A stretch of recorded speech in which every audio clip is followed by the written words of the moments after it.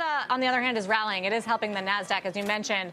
Reports of looming layoffs possibly affecting thousands as soon as this week. Investors taking that as a positive sign that the company is serious about cutting costs after multi-billion-dollar spending on the metaverse. IAC Chairman Barry Diller talked about the evolution of Facebook to Meta on Squawk Box earlier today. Here's what he said.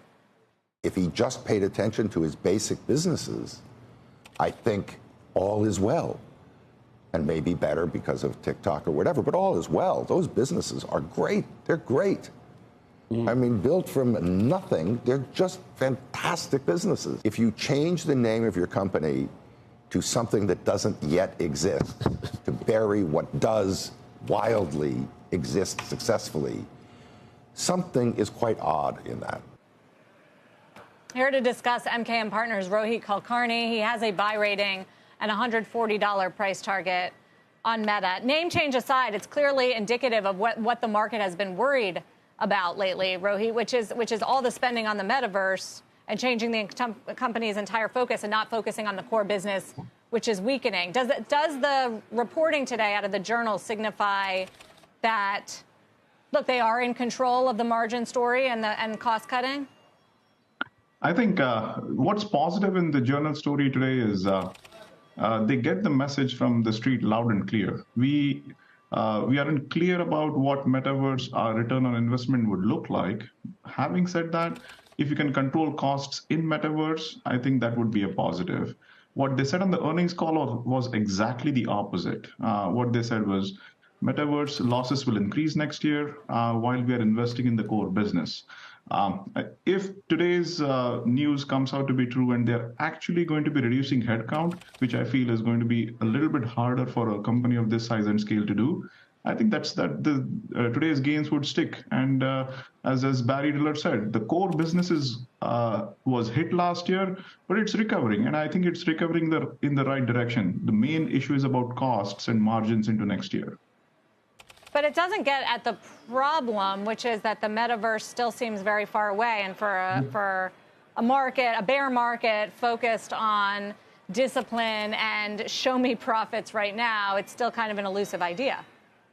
Yeah, absolutely. I think, but the core business is strong enough for getting to a point where it can sustain so long as they are willing to spend no more than, say, $5 to $10 billion of cash burn every year. And every growth company should do that. A certain proportion of their profits should go towards moonshots, so long as only a certain proportion happens that way. But what we heard in the earnings call was that proportion would grow to more than 20, maybe 30% of profits. So that's where people were of the opinion that, look, your core business is slowing down, you're taking moonshots, and there is absolutely no line of sight as far as what the return could look like. Could be 3-5 years, and we need some sort of a cadence to control those costs. So that's where I think the issue is with the stock, and I feel today's news is a step in the right direction. Yeah, the other factor for a bullish analyst like yourself has to be the valuation and just how far shares have come down and what is being factored in there. Yeah, I think no matter which way you cut it, the valuation is extremely cheap. Whether it can get cheaper based on the margins, based on more deterioration of the core business, yeah, it is possible. But this looks like a trough valuation, as in people are assuming lower earnings and assuming lower multiple. That's where we would be aggressive buyers, so long as you can look beyond, say, 6 months from today. So I think that's where a stock around $90 feels that way to be, and then we would be aggressive buyers on valuation. Whether they can show margin expansion next year depends on proactive steps like layoffs that they're announcing today.